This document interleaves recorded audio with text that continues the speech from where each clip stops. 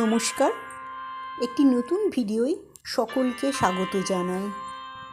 বন্ধুরা, আজ আমি বলবো একটি মন্ত্রের কথা।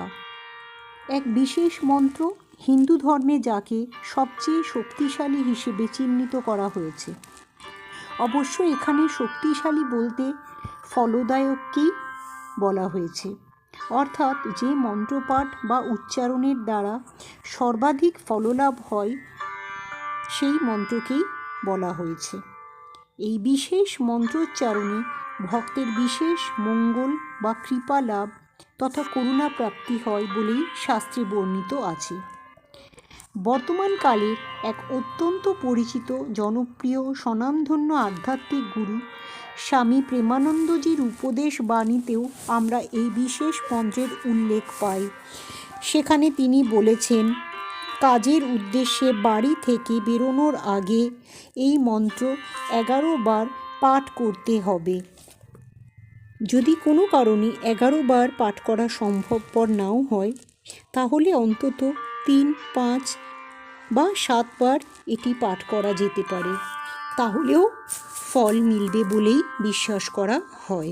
মন্ত্রটি হল ওং কৃষ্ণায় বসুদেবায় হরয়ে পরমাত্মনে প্রণত ক্লেশনাশায় গোবিন্দায় নমো নমঃ।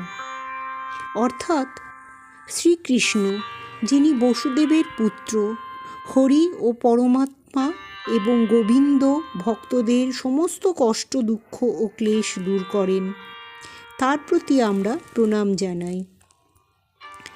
যে ব্যক্তি এই মন্ত্র অর্থাৎ উপরোক্ত মন্ত্রটি গৃহ থেকে বের হওয়ার আগে 11 বার পাঠ করে, তার পথচলায় কোনো দুর্ঘটনা ঘটবে না। আর যদিও কোনো দুর্ঘটনা ঘটে থাকে, সেই ব্যক্তি ভগবান শ্রীকৃষ্ণের কৃপায় নিরাপদে ও সুস্থভাবে বের হয়ে আসবেন।